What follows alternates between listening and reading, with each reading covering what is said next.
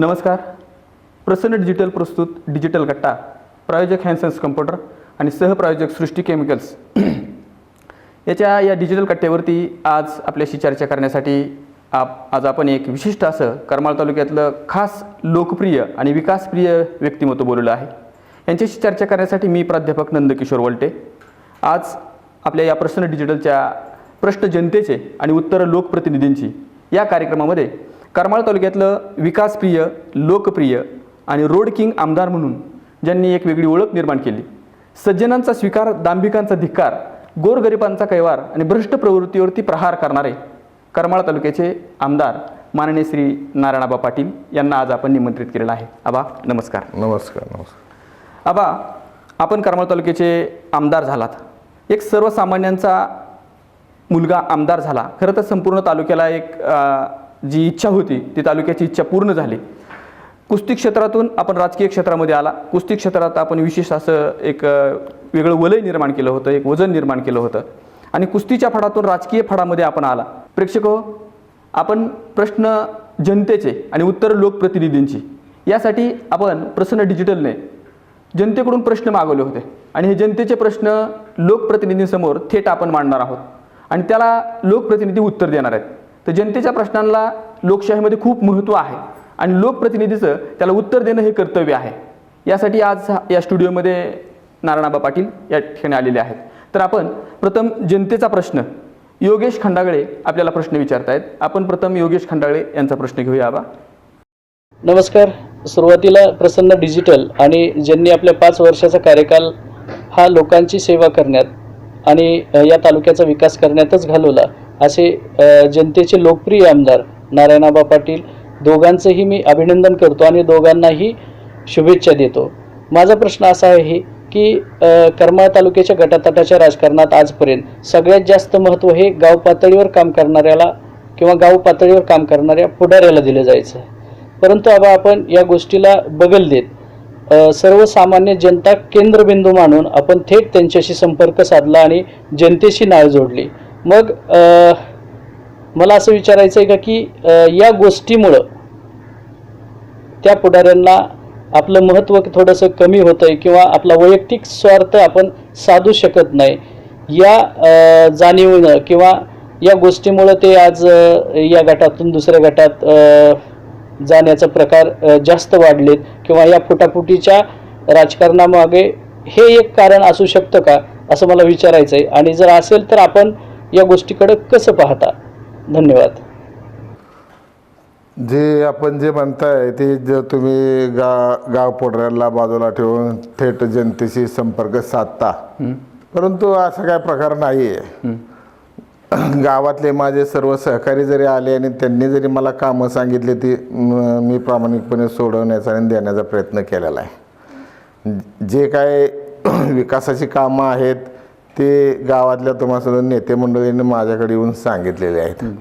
आता नेते मंडळींना कधी तुम्हाला सांगतो त्यांच्या वैयक्तिक कामासाठी, प्रपंचासाठी तुम्हाला सांगतो, जर इकडे तिकडे गेले तर गावातली काही मंडळी माझ्याकडे येतात आणि कामं सांगतात. काय जे येणारे कार्यकर्ते असतात ते सुद्धा गाव पोटऱ्याचेच कार्यकर्ते असतात आणि ते जरी आले माझ्याकडे तरी मी काम करण्याचा प्रयत्न करतो. असं डायरेक्ट जनतेशी संपर्क आणि गावातल्या पोटऱ्याला डावालतो अशातला काहीच भाग नाही. येणाऱ्यांची कामं करणं हाच माझा दृष्टिकोन डोळ्यापुढे ठेवून मी काम करतोय. म्हणजे तुमच्याकडे येणाऱ्याचं प्रत्येकाचं तुम्ही त्या ठिकाणी काम करणे हाच उद्देश. मी काम करत असताना माझ्या विरोध पार्टीचा असला किंवा कुठलाही कार्यकर्ता, कुठल्याही जातीपातीचा, कुठल्याही गटातटाचा जर कार्यकर्ता माझ्याकडे काम घेऊन आला तर मी निश्चित तुम्हाला सांगतो त्याची गरज म्हणून मी काम करतो.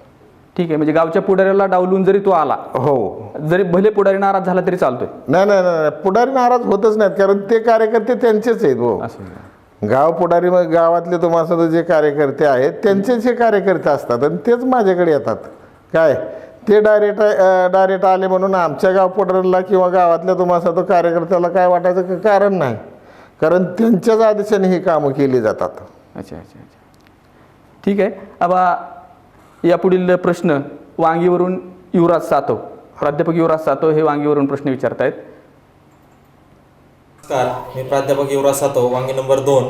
सर्वप्रथम मी प्रसन्न डिजिटलचे या ठिकाणी आभार व्यक्त करतो की त्यांनी डिजिटल प्रश्नांच्या माध्यमातून तालुक्यातील जनतेचे प्रश्न हे आमदार साहेबांपर्यंत पोहोचवण्याचं अनमोल असं कार्य या ठिकाणी केलेलं आहे. तरी प्रसन्न डिजिटलला त्यांच्या आगामी कार्यासाठी या ठिकाणी शुभेच्छा देतो. आबांना माझा प्रश्न असा आहे की आबा, मी पाटील गटाचा एक निष्ठावान कार्यकर्ता आहे, तरी सर्व कार्यकर्त्यांच्या वतीने मी हा प्रश्न आपणाला विचारत आहे. मागील बाजार समितीच्या इलेक्शनमध्ये पाटील गटातून बंडखोरी करून बागल गटामध्ये गेलेले प्राध्यापक शिवाजीराव बंडगर सर यांनी आगामी विधानसभा निवडणुकीमध्ये जर खरं पाटील गटामध्ये यायचे ठर झाल्यास आपण त्यांना पाटील गटामध्ये प्रवेश देणार का? त्यांना पाटील गटात प्रवेश देण्यामध्ये आबांची खरोखरच काय भूमिका असेल?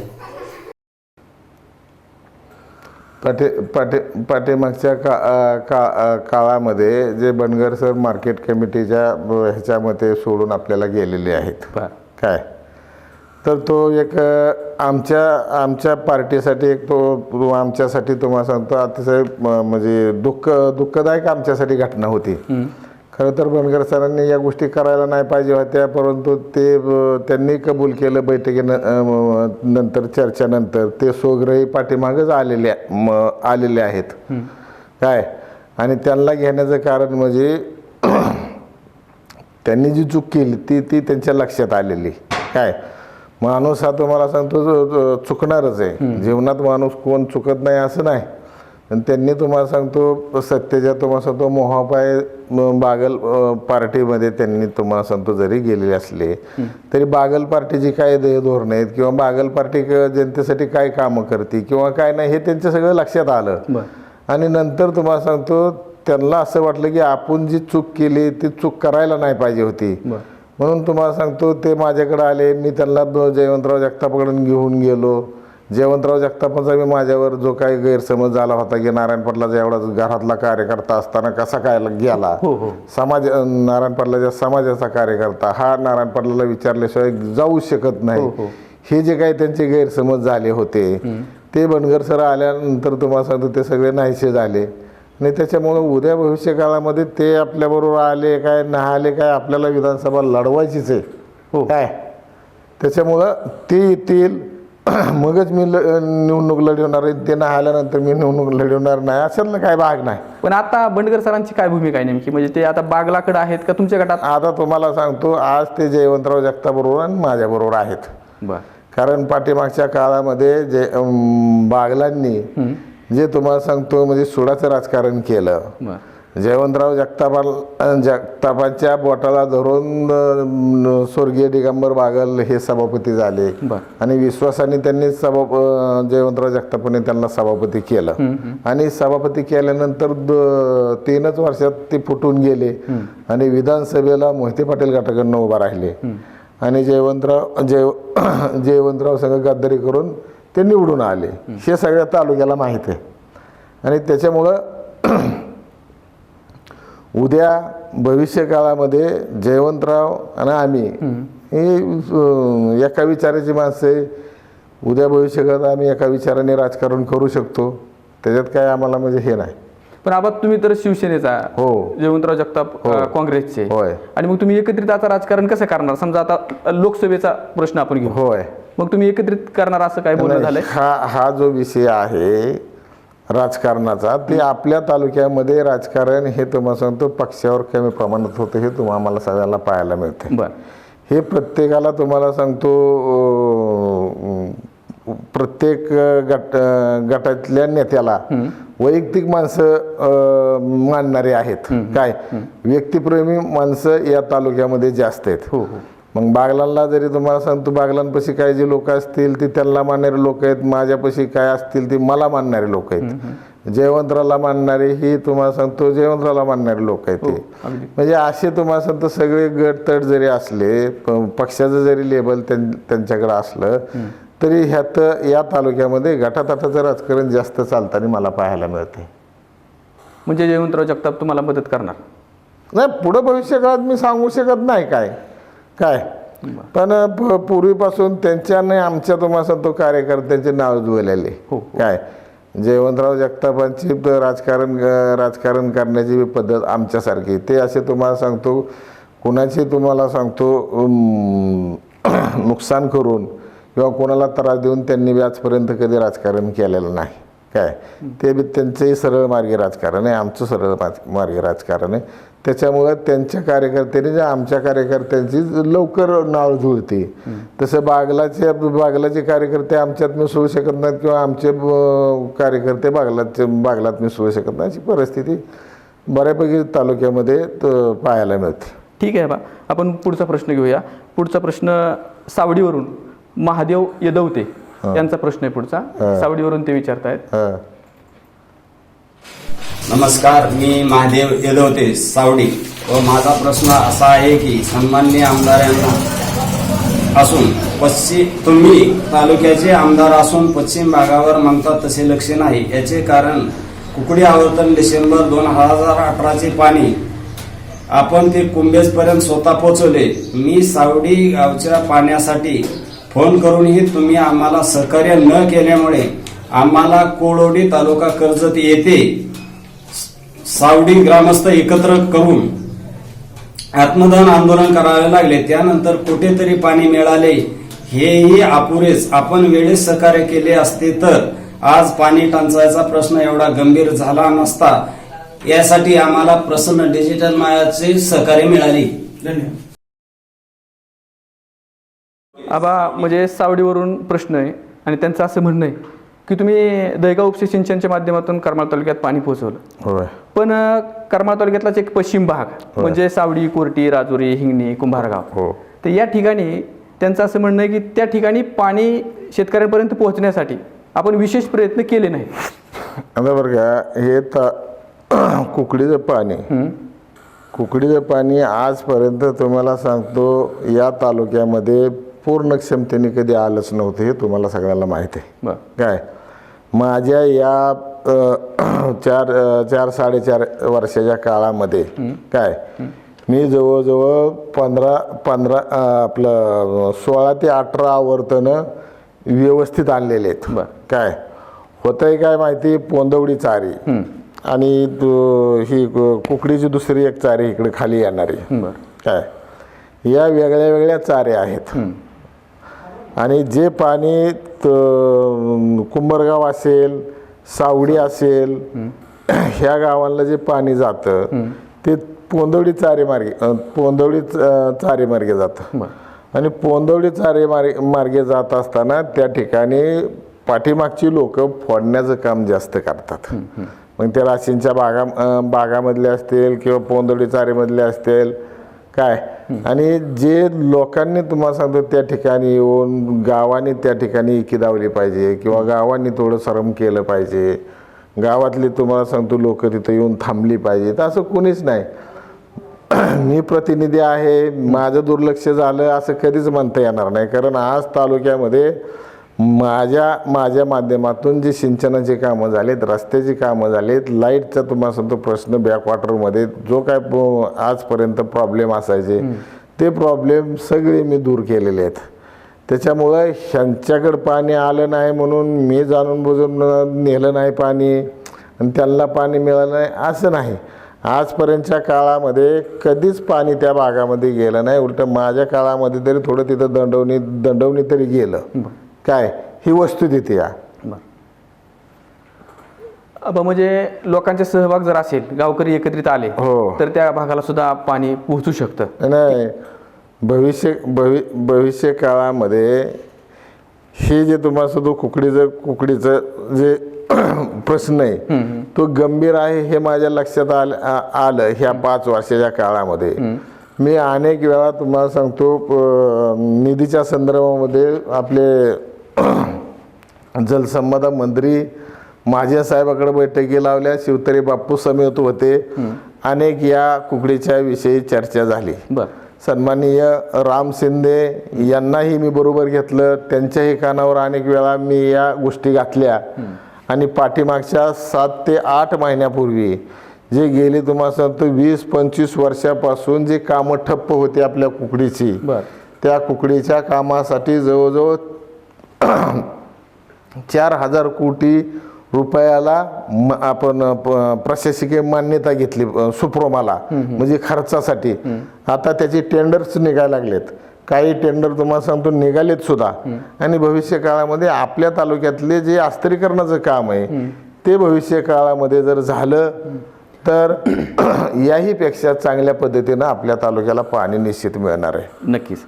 आबा, खरं तर दुष्काळ पडला आहे, जनावरांच्या चाऱ्याच्या छावणीचा प्रश्न गंभीर झाला आहे. त्या संदर्भात वीटवरून साधू ढेरे होय. एक सामान्य शेतकरी आपल्यासाठी प्रश्न विचारतायत. साधू ढेरे असं त्यांचं नाव आहे आणि ते वीटवरून आपल्याला प्रश्न विचारतील. मी वेटगावचा साधू डेरी. आमदार साहेब छावण्या कावा सुरू करणार, गुराला खायची पंचायत लई, काय खायला पाणी नाही, काय नाही, लई अवघड आहे. पाऊस कावा आता फार जून जुलैमध्ये पडला, तर गुराला खायचं काय, आता पाणी प्यायला नाही आमच्या गावात, वीट गावाला टँकर नाही, परत जनावराला चारा नाही, काय नाही, पाणी नाही, काय नाही. छावण्या जरा लवकर सुरुवात. आबा, प्रश्न असा आहे की तालुक्यात जनावरांसाठी चाऱ्याचा गंभीर प्रश्न निर्माण झाला, कारण दुष्काळाचा इतका भयानक पडलाय होय. की चारा आणि पाण्याचा प्रश्न गंभीर आहे. तर मग नेमकं आपल्या तालुक्यात छावण्या का सुरू होत नाहीत? छावण्याचा विषय आहे ते ज्या शासनाने तुम्हाला सांगतो नियम अटी जे तुम्हाला सांगतो घालून दिलेले आहेत. काय ज्या संस्थेला चारा छावणी चालू करायची ती त्या नियम अटीत बसली पाहिजे. आणि बऱ्यापैकी बऱ्याच गावात तुम्हाला सांगतो संस्था ह्या नियम अटीत बसणाऱ्या नाहीत. त्याच्यामुळं ह्या सर्व अडचणी होतात. सकाळीच मला एका कार्यकर्त्याचा माझ्या फोन आला होता की छावण्याच्या संदर्भात ह्याचे आपले मोठे पातुर्डीचे, त्यांचा मला फोन आला होता. त्यांचा फोन आल्यानंतर मी तहसीलदार साहेबांना बोललो ह्याच्या संदर्भामध्ये. तर टँकरचा जो विषय आहे ते तुम्हाला सांगतो 18-20 गावामध्ये टँकर चालू झालेले आहेत. जे महत्त्वाचे गावं आहेत त्या ठिकाणी टँकर चालू झाले, जिथं खरोखरच जास्त पाणी टंचाई भेडसावत आहे किंवा त्या ठिकाणी बोर विहिरी सर्व आटलेले आहेत आणि टँकरशिवाय पर्याय नाही, अशा ठिकाणी तुम्हाला सांगतो टँकर आता सध्या चालू झालेले आहेत. आणि जशी जशी मागणी येईल टँकरसाठी तसे तहसीलदार टँकरसाठी परवानग्या देत आहेत.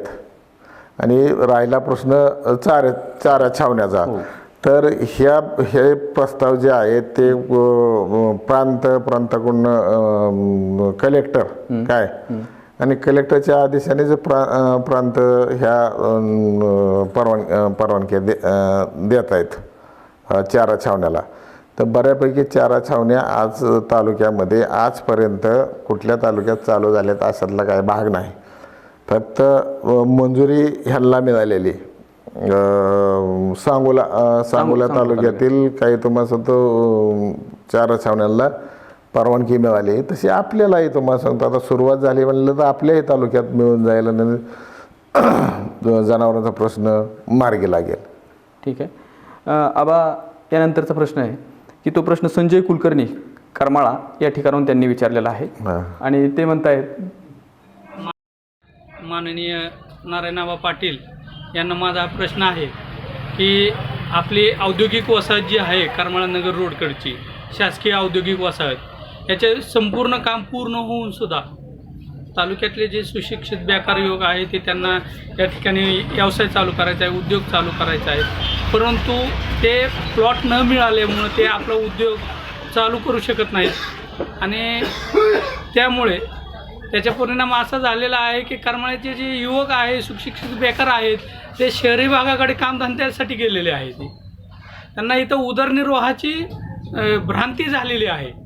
अशा परिस्थितीमध्ये तेथील जो प्रश्न आहे तो मार्गी लावा. तेथील जे ऑफिस आहे ते सांगलीला आहे. करमाळ्यातले लोक ऑनलाईन अर्ज भरतायत पण ते त्यात त्रुटी काढतायत. नक्की काय त्रुटी काय आहे ते नक्की समाधानकारक उत्तर अजिबात भेटत नाही ते.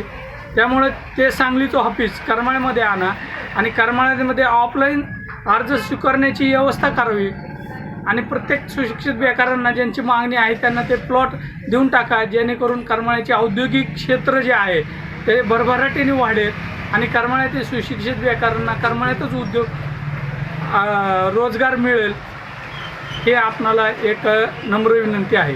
आणि उद्योगमंत्री सन्माननीय सुभाषजी देसाई यांच्याकडे या औद्योगिक वसाहतीचा मी प्रश्न मांडलेला आहे. त्यांच्याकडे माझे पत्रसुद्धा पडून आहेत, माझ्याकडे त्याच्या ओशीसुद्धा आहेत. काय त्या ठिकाणी अनेक तुम्हाला सांगतो सुशिक्षित बेरोजगारांनी माझ्याशी संपर्क साधलेला आहे. त्या ठिकाणी पाण्याची पहिल्यांदा सोय करावं लागणार आहे. हो. आणि पाण्याची सोय त्या ठिकाणी असल्याशिवाय औद्योगिक वसाहत चालू शकणार नाही असे एकंदरीत सर्वसामान्य जनतेच्या म्हणण्यातून येत आहे. म्हणून उजनी जलाशयावरून आम्हाला पाण्याची मागणी मी केलेली आहे. भविष्य काळामध्ये त्याचा पाठपुरावा चालू आहे. वास्तविक पाहता जे औद्योगिक वसाहतीमध्ये जे काही युवक काम करू इच्छितात किंवा उद्योग करू इच्छितात त्यांनी डायरेक्ट माझ्याशी संपर्क साधावा. म्हणजे मी त्यांच्याशी चर्चा करून पुढील दिशा निश्चित ठरवून त्यांना न्याय द्यायचा मी प्रयत्न करेल. आबा, यानंतर बाळवणीवरून खशाबा जाधव तालीम मंडळाचे वस्ताद आपल्याला प्रश्न विचारतायत. च्या माध्यमातून मला प्रश्न मांडण्याची संधी प्रसन्न डिजिटलने दिली त्याबद्दल प्रसन्न डिजिटल सर्वप्रथम मी आभार मानतो. लोकप्रतिनिधी राष्ट्रीय खेळाडू नारायणआबा पाटील यांना माझा असा प्रश्न आहे की आपल्या तालुक्यात उपमहाराष्ट्र केसरी, महाराष्ट्र केसरी, राष्ट्रीय खेळाडू, आंतरराष्ट्रीय खेळाडू असे अनेक पैलवान घडले. त्या तालुक्यात ऑलिम्पिकवीर खशाबा जाधव तालीम बाळवणीच्या वतीने मी आबांना असा प्रश्न विचारतो की आपल्या तालुक्यात 2019ची महाराष्ट्र केसरी कुस्ती स्पर्धा फक्त नारायणआबा पाटीलच घेऊ शकतात आणि त्यांनीच घेतील अशी मला मनापासून इच्छा वाटते की ती नारायणआबा पाटील ते काम पूर्ण करतील. आणि माझा असा प्रश्न आहे.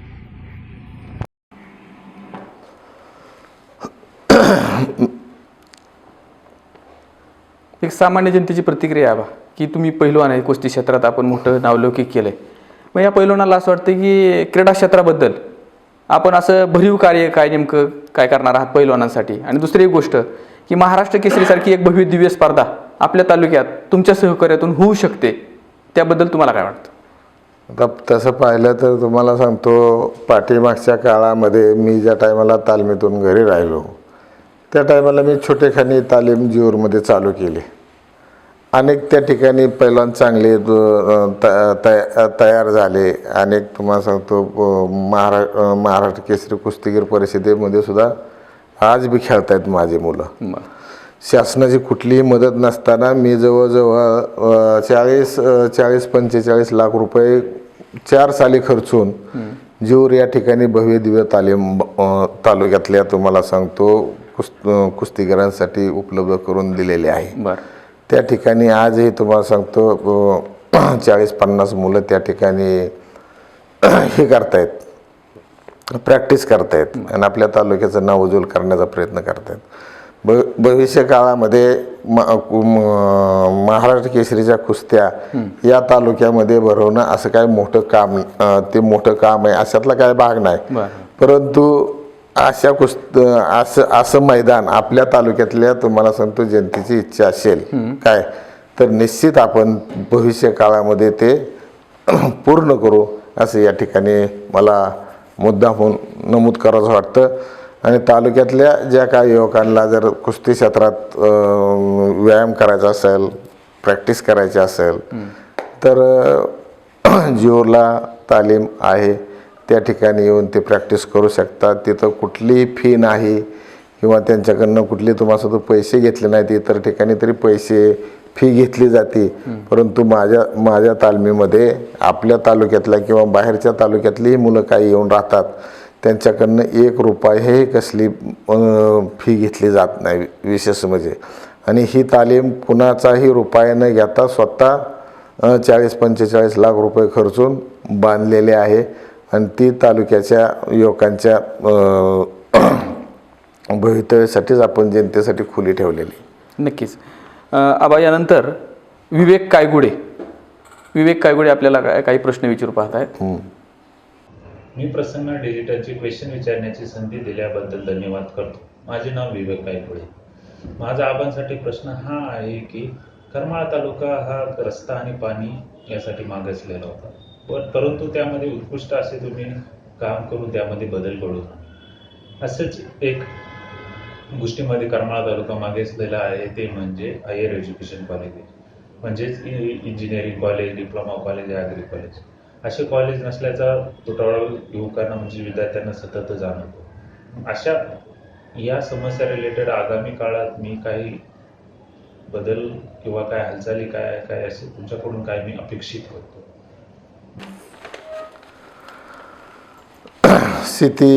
सिटी कॉलेजसाठी मी पाठपुरावा करतोय. आपल्या तालुक्यामध्ये सिटी कॉलेज व्हावं हे तुम्हाला सांगतो आपल्या तालुक्यांच्या अनेक युवकांची इच्छा आहे. आणि म्हणून मी गेल्या 2 वर्षापासून याचा पाठपुरावा करतोय. मला बऱ्यापैकी त्याच्यामध्ये यश सुद्धा आलेलं आहे. आता कुलगुरू पुढच्या तुम्हाला सांगतो एक महिन्या 15 दिवसामध्ये शेलगावच्या ठिकाणी जी शेती महामंडळाची जी जमीन आहे ती पाहणी करण्यासाठी येत आहेत.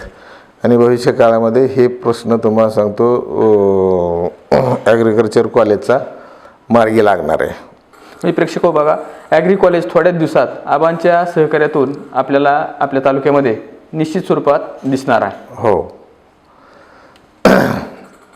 आणि दुसरा विषय तुम्ही म्हणताय तर जे काय हायर एज्युकेशन आहे काय, तर आता तसं जर पाहिलं तर तुम्हाला तो पाठीमागच्या 40 वर्षाचा बॅकलॉग मी भरून काढलेला आहे. मग सिंचनाच्या बाबतीत असू द्या, रस्त्याच्या बाबतीत असू द्या, लाईटच्या बाबतीत असू द्या, हे 5 वर्षामध्ये हे सगळं तुम्हाला सांगतो मी केलेलं आहे. म्हणजे आता एवढी जी तुम्हाला सांगतो पेंडिंग कामं आहेत किंवा पेंडिंग आपल्या विकास आहे तो मी जरी करायचं म्हणलं तर काय माझ्या हातात सुद्धा काही जादूची कांडी नाही की फिरवलं की सगळा तालुका तुम्हाला सांगतो सुजलम सुफलाम होईल. परंतु सर्वसामान्याच्या आशीर्वादानं मला खरं तर आमदारकीची आमदार पदावर काम करण्याची संधी मिळाली हे खरं तर मी तुम्हाला सांगतो मी स्वतःला धन्य समजतो. आणि जनतेला एवढ्यासाठी मी धन्यवाद देऊ शकतो की त्यांनी मला ही चांगली कामं करण्याची संधी दिली.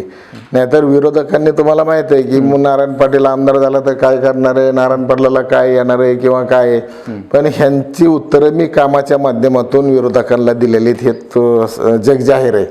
आणि भविष्य काळामध्ये विकासाशिवाय मला दुसरं काय करायचं नाही. जेवढी संधी जनतेने दिली त्याच्यापेक्षा मला बरंच काही करायचं आहे आणि ते मी करतोय निश्चितच. हो.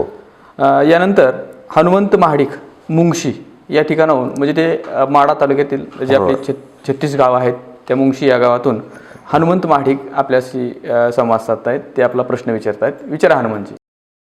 हनुमंत महाडिक मुंगशी तालुका माढा करमाळा मतदारसंघात माढा तालुक्यातील जळलेली 36 गाव, त्या गावापैकी मुंगशी हे गाव. प्रसन्न डिजिटलने सर्वसामान्य माणसाला बोलण्याची संधी दिल्याबद्दल प्रसन्न डिजिटलचे आणि मनापासून आभारी आहे. माझा हा प्रश्न आहे की 2014च्या वेळेस आबा मुंगशी या गावामध्ये आलते तर काही मंडळींनी काही ग्रामस्थांनी आबाला पाण्याचा प्रश्न सांगितला व ती प्रश्न आबाने 2017-18मध्ये स्वतः येऊन पाहणी केली. तर कवे व वाघवान बंधाऱ्यावरील बोगदा चालू झाल्यावर दार न टाकल्यामुळं मुंगशीची होणारी परिस्थिती ही आबाच्या लक्षात आली. आत्ता सध्या चालू परिस्थितीला कवे वाघवान बंधाऱ्यावरती दार न टाकल्यामुळे मुंगशी गावात साधारणतः 4 किलोमीटर नदीचं अंतर आहे. तर 2 ते 2.5 किलोमीटर नदी फुल पाण्याने भरलेली आहे. 2 किलोमीटर नदी अशी कोरडी दुष्काळासारखी अशी पडलेली आहे. तरी मला आबाला हा प्रश्न विचारायचा आहे की तुम्ही 2014मध्ये दाराचा कायमस्वरूपीचा प्रश्न मिटू म्हणला होता तर तुम्ही त्या प्रश्नाकडे काही लक्ष दिलेलं नाही. मला एवढंच विचारायचं होतं. धन्यवाद. गेली 2 वर्षापासून ती दाराची उंची वाढवण्याचं काम मी स्वतः जाऊन त्या ठिकाणी केलेलं आहे. आणि त्याच्यामुळं ते जो पाण्याचा फ्लो जे आहे ते तुम्हाला सुद्धा पाण्याचं फुगतं आणि पाठीमागच्या लोकांना उचलता येतं. म्हणून त्या लोकांची सगळ्यांची तुम्हाला सांगतो इच्छा होती की तिथं दारं टाकली जावं. काय तर पाठीमागच्या 2 वर्षापासून ती दारं टाकण्याची मी व्यवस्था करतोय.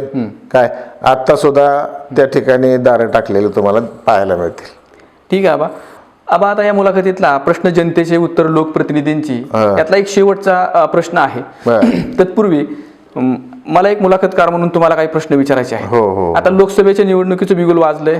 होय. आजच तिकीट जाहीरही झालेलं आहे लोकसभेचं आपल्या शिवसेना भाजप युतीच्या वतीने. होय. आणि कालच आम्हाला असं कळालं की आपल्या भेटीसाठी राजाभाऊ राऊत हे या ठिकाणी आले होते. होय. मग संजय मामा जे राष्ट्रवादी गटात गेलेले आहेत त्या ठिकाणी त्यांना तिकीटही दिलेलं आहे. होय. मग संजय मामांना रोखण्यासाठी राजाभाऊ राऊत आणि तुमच्यामध्ये काल नेमकी काय चर्चा झाली जरा सांगता जनतेला? नाही, अशी काही चर्चा झालेली नाही. आता अजून फॉर्म भरायच्यात, प्रचाराला प्रचार चालू व्हायचा आहे काय. तर आता जर तुम्ही जर पाहिलं तर महाराष्ट्रामध्ये बऱ्यापैकी भाजप शिवसेनेची सत्ता आहे. मी सत्तेतला तुम्हाला सांगतो सहयोगी सदस्य आहे. बरं. काय आता संजय शिंदेचे तुम्हाला सांगतो किती गौरव बदलले, किती काय काय केलं हे तुम्हाला सांगायची काही गरज नाही. त्यांनी भाजपमध्ये येऊन भाजपच्या पाठिंब्यानेच ते जिल्हाध्यक्ष झाले.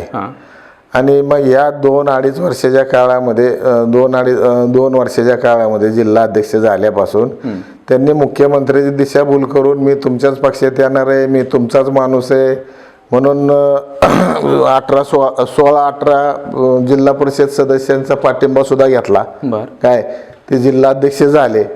परंतु ज्यावेळेस लोकसभेला उमेदवारी घ्यायची वेळ आली त्यावेळेस त्यांनी भाजप शिवसेनेला टाळलं आणि काँग्रेस राष्ट्रवादीची उमेदवारी घेतली.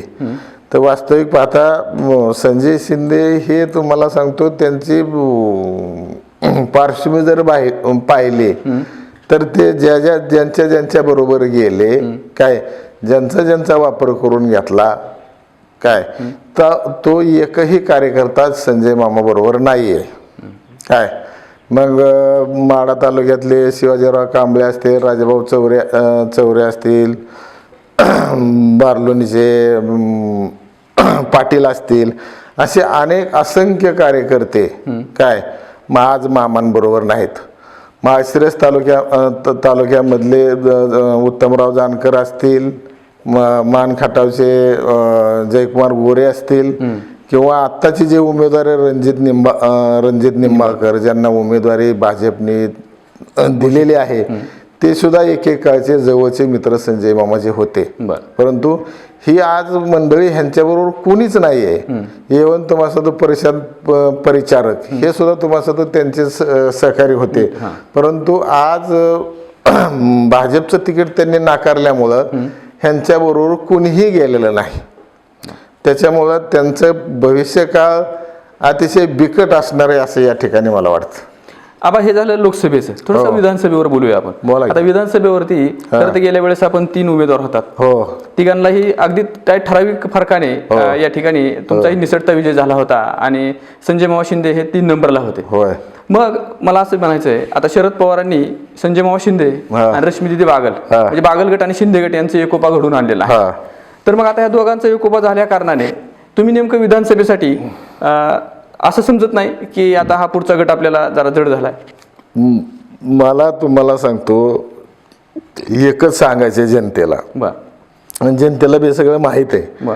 पाठीमागच्या 40 वर्षाच्या काळामध्ये काय नामदेवराव आमदार होते, परत रावसाहेब भगवान पाटील आमदार होते. ह्या 25 वर्षाच्या काळामध्ये जयवंतराव जगताप माझे आमदार हे 10 वर्ष आमदार होते. काय 90 ते 95 आणि 4 ते 9 मधल्या 10 वर्षाच्या काळामध्ये दिगंबर बागल आमदार होते. नंतर श्यामल बागल 5 वर्ष आमदार होत्या. म्हणजे बागलांच्या घरामध्ये 15 वर्ष आमदारकी आहे. जगतापांकडे 10 वर्ष आमदारकी होती. त्याच्या पाठीमागचा काळ तर रावसाहेब पाटील आपले नामदेवराव जगताप हे तुम्हाला होते आमदार. आणि मग ह्यांच्या काळामध्ये आज बागलांकडे तुम्हाला सांगतो 2 कारखाने काय आदिनाथ सहकारी साखर कारखाना पूर्ण क्षमतेने आज तुम्हाला सांगतो 15-20 वर्षे त्यांच्या ताब्यात आहे. मकाई सहकारी साखर कारखाना ओपन केल्यापासून त्यांच्याच ताब्यात आहे. काय सहकारी जरी हे कारखाने असले तरी स्वतःची मालकी असल्यासारखे ह्यांनी हे कारखाने वापरलेले आहेत आजपर्यंत.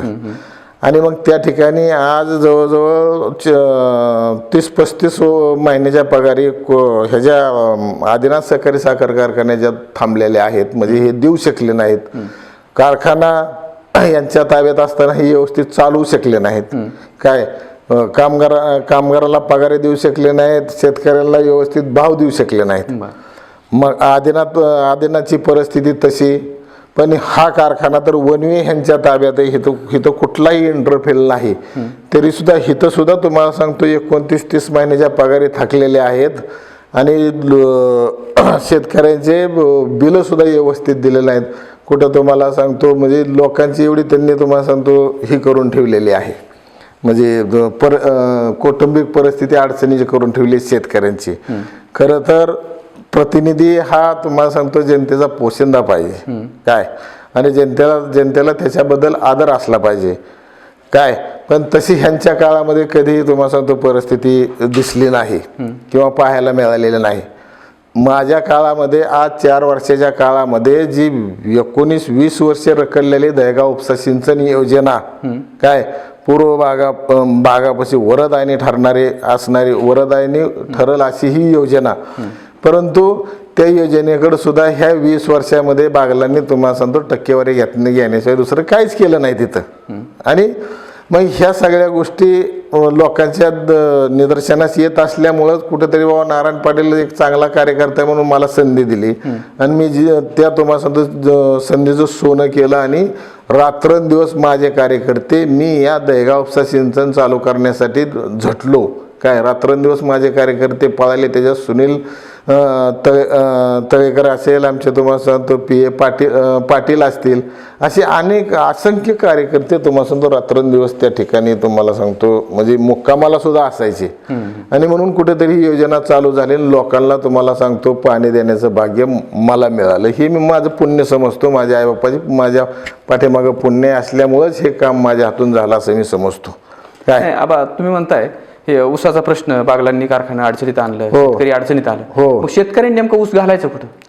ऊस घालायचं कुठं? मग हा तर तुम्हाला सांगतो प्रश्न आहे. म्हणून हे जे कारखाने भविष्य काळामध्ये आमदारकी तर लोक तुम्हाला सांगतो मला देतील, कारण मी त्यांच्या विश्वासाला पात्र झालोय. मी कुठल्याही तुम्हाला सांगतो एका कार्यकर्त्याकडनं तुम्हाला सांगतो चुकीचं काहीतरी सांगून तुम्हाला सांगतो त्याची दिशाभूल केलेली आहे किंवा माझ्यावर आजही तुम्हाला सांगतो कुठलाही भ्रष्टाचाराचा एक साधा आरोप सर्वसामान्य कुणी जनतेने केला नाही किंवा कुठल्या पुढाऱ्याने केला नाही.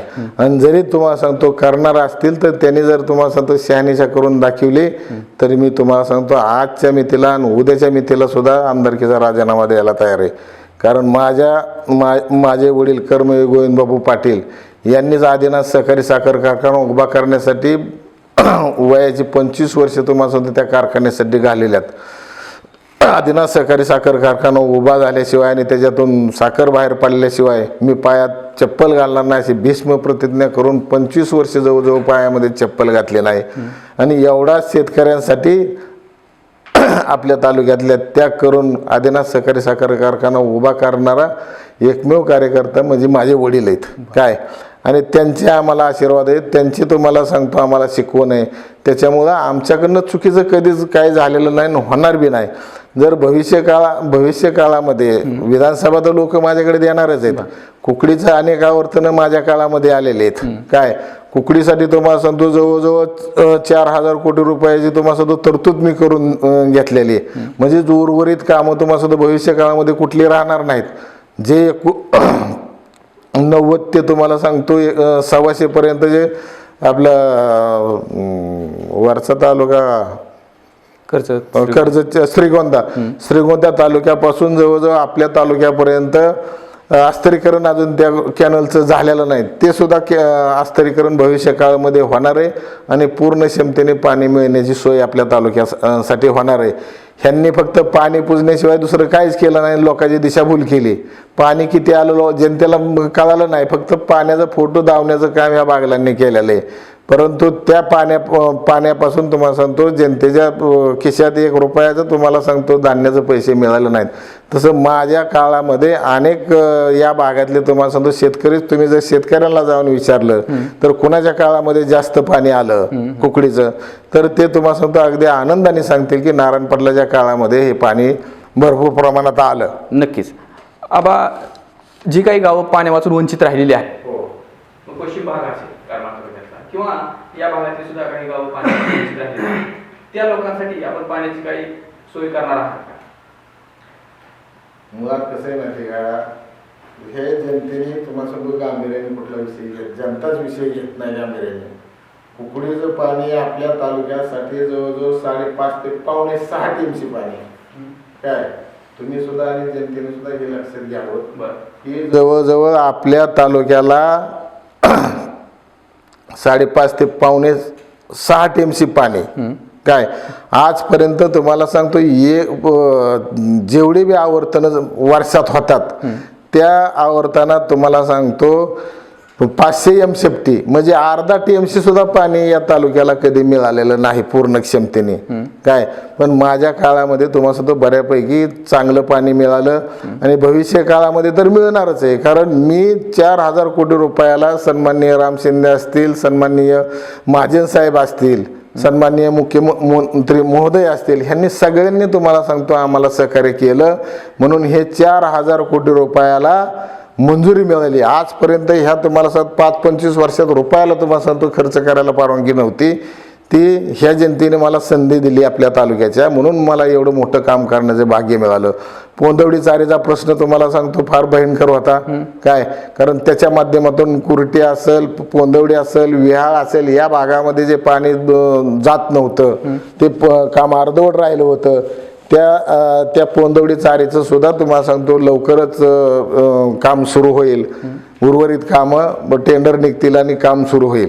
संजय माव शिंदे असं म्हणतायत की मग जिल्हा परिषदेच्या माध्यमातून भरपूर निधी करमाळकरांसाठी आणलेला आहे, लोकांना दिलेला आहे, म्हणून लोक आता मला मोठ्या प्रमाणात सहकार्य करणार आहेत. तर नेमकं या घटनेकडे आपण कसं बघता? संजय शिंदेने मुळात तुम्हाला सांगतो तालुक्यामध्ये काय दिलंय,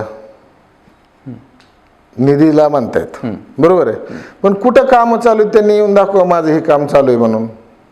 जे रस्त्याची कामं असतील किंवा इतर तुम्हाला सांगतो कुठली कामं असतील त्यांनी सांगायचं की इथं येऊन मी हे काम दिलेलं आहे, हे काम चालू आहे.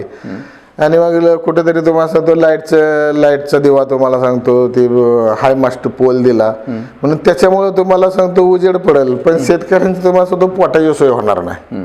काय अगोदर पोटाची सोय करणं गरजेचं आहे. आज मला सांगा या कमलाई कारखान्यावरती आपल्या तालुक्यातली किती पोरं कामाला येतील, माळा तालुक्यातली किती येतील, या बी गोष्टीचा विचार करावा. म्हणजे तालुक्याच्या तुम्हाला सांगतो जमिनी वापरायचे, ऊस तालुक्याचा तुम्हाला सांगतो तुम्ही ते घ्यायचा, परंतु कामगार मात्र तुम्हाला सांगतो माळा तालुक्यातले तुम्ही भरणार, हे कुठला न्याय आहे? ह्या सुद्धा गोष्टीचा तुम्हाला सांगतो जनतेने विचार केला पाहिजे ना. आपल्या तालुक्यातल्या लोकांसाठी तुम्ही काय एखादा कारखाना उभा करत नाही? माझ्या वडिलांनी तुम्हाला सांगतो जो कारखाना उभा केलेला आहे तो माझ्या वडिलांनी तुम्हाला सांगतो पहिला आदिनाथ सहकारी साखर कारखाना हा माझ्या वडिलांनी उभा केलेला आहे. आणि माझ्या वडिलांची जी तुम्हाला सांगतो इच्छा होती की ह्या कारखान्यातनं तुम्हाला सांगतो जिल्ह्यातनं महाराष्ट्रामध्ये 1 नंबरचा भाव द्यायचा, ही माझ्या वडिलांची इच्छा होती. जर भविष्य काळामध्ये तालुक्याच्या जनतेने जर तुम्हाला सांगतो ह्या माझ्या कामाची दखल घेतली, तालुक्यातल्या या आमदार पदाच्या काळामध्ये जे काही मी काम केलंय लोकाभिमुख, सर्वांना न्याय द्यायचा प्रयत्न केलाय, आणि असंच जर तुम्हाला सांगतो असा विश्वास ठेवून जर आदिनाथ भविष्य काळामध्ये माझ्या ताब्यात दिला तर महाराष्ट्रामध्ये 1 नंबर चालवेल, अन्यथा तुम्हाला सांगतो त्या कारखान्यावर पाय ठेवणार नाही. नक्कीच आबा, आपला विश्वास आपल्या बोलण्यातून नक्कीच जाणून येतोय. आबा एक आता शेवटचा प्रश्न आहे. आपण वारंवार सांगताय की शिवसेनेच्या नेत्यांकडून किंवा शिवसेना भाजपच्या युतीकडून मी अनेक फायली मंजूर करून आणल्या म्हणून करमाळ तालुक्यात कामं करू शकलो. होय. मग ज्या पक्षाचा झेंडा आपण खांद्यावरती घेतला अर्थात शिवसेनेचा, शिवबंधन आपण हातात बांधलंय, तर मग शिवसेनेचा विस्तार करण्यासाठी खेड्यापाड्यांमध्ये त्या पक्षाच्या आपण काही शाखा निर्माण केल्यात किंवा शिवसेना या पक्षाचा विस्तार करमाळ तालुक्यात केलाय असं तुम्हाला काय वाटतं त्याबद्दल? शिवसेना अशी तर आता तुम्हाला सांगतो तसं पाहिलं तर शिवसेना मी आमदार म्हणून शिवसेनेचाच म्हणून मिरवतोय आणि माझे जे कार्यकर्ते ते सगळे शिवसेनेचंच काम करतात. त्याच्यामुळे शिवसेना वाढायसाठी मी काही दुसरं केलं या कशातला भाग नाही.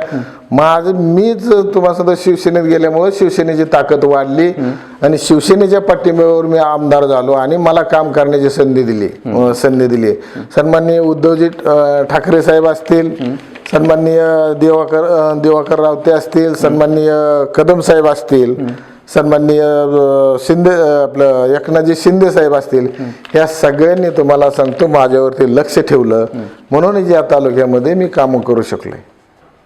ठीक आहे. आता प्रश्न जनतेचे आणि उत्तर लोकप्रतिनिधींची आपण रोखठोक उत्तर दिली जनतेच्या प्रश्नांना, कारण आपण खऱ्या अर्थाने जनतेचे सेवक आहात, तळागाळातून आलेले आहात. आता या मालिकेतील जनतेचा एक शेवटचा प्रश्न म्हैसगाव अर्थात 36 गावामधून संदीप पाटील हे आपल्याशी विचारतायत. संदीप पाटील, विचारा आपला प्रश्न. चॅनलच्या पत्रकारांना माझा नमस्कार. मी संदीप पंडित पाटील, म्हैसगाव येथील आमदार नारायण पाटील यांचा मी सच्चा कार्यकर्ता म्हणून काम करीत आहे. मी आबांचा पहिल्यापासूनच निष्ठावंत कार्यकर्ता आहे. प्रसन्न डिजिटल चॅनलच्या माध्यमातून मला प्रश्न असा विचारला होता की आमदार नारायण पाटील यांच्यासाठी तुमचा प्रश्न काय. प्रश्न असा आहे की आबांसाठी माझा 36 गावामध्ये आबाचा भरपूर निधी मंजूर झालेला आहे, कामे भरपूर झालेले आहेत. प्रश्न एवढाच आहे की आबाचा जो या 36 गावात युवकांशी जो संपर्क कमी पडतोय तो आबांनी संपर्क वाढवावा हीच मी प्रसन्न डिजिटल चॅनलच्या माध्यमातून आबाला सांगू इच्छितो की आबांनी या 36 गावामध्ये संपर्क वाढवावा अशी मी अपेक्षा करतो. धन्यवाद. जय महाराष्ट्र. आबा हे म्हैसगाववरून संदीप पाटील होते. ते म्हणतात की 36 गावातल्या तरुणांशी आपला संपर्क कमी पडतो. आता त्यांना तसं वाटत असेल, परंतु मी बिनकामाचं कुठेही फिरत नाही. बर. माझ्या तालुक्यामध्ये अनेक प्रलंबित कामं मी आठवड्यातून 2 ते 3 दिवस पूर्ण वेळ मुंबईला असतो. बर. ना आल्यानंतर तालुक्यामध्ये किंवा इतर ठिकाणी तुम्हाला सांगतो जे काय कार्यक्रम असतील, काय कार्यकर्त्यांचे कार्यक्रम असतील, लग्न असतील, अशा कार्यक्रमासाठी मी त्या ठिकाणी वेळ देतो. आणि हा जो कार्यकर्ता आहे तो माझाच कार्यकर्ता, त्यांनी बी सांगितलं. त्यांची एवढीच खंत आहे की तुम्ही आमच्याकडं गाठीभेटीसाठी जात जावा. आणि अनेक कार्यकर्त्याला असं वाटतं की आबांनी आम्हाला भेटलं पाहिजे, आबांनी आलं पाहिजे. परंतु पाठीमागची तुम्हाला तालुक्यात या पूर्वीच्या तुम्हाला नेते मंडळींनी एवढी घाण करून ठेवलेली आहे किंवा तुम्हाला सांगतो जो विकासाचा बॅकलॉग आहे तो मला भरून काढायचा आहे. आणि त्याच्यामुळं मी कॉन्टॅक्टला किंवा तुम्हाला संपर्काला निश्चित कमी पडलो असेल, परंतु कामाला कुठेही कमी पडलो नाही असे या ठिकाणी मला मुद्दामून सांगायचं आहे. आता तुम्ही ऐकलंच असाल तुम्ही त्या कार्यकर्त्यांनी काय सांगितलं की तुमचा या भागामध्ये निधी भरपूर आलेला आहे, कामं भरपूर झालेली आहेत, पण तुमचा संपर्क होत नाही.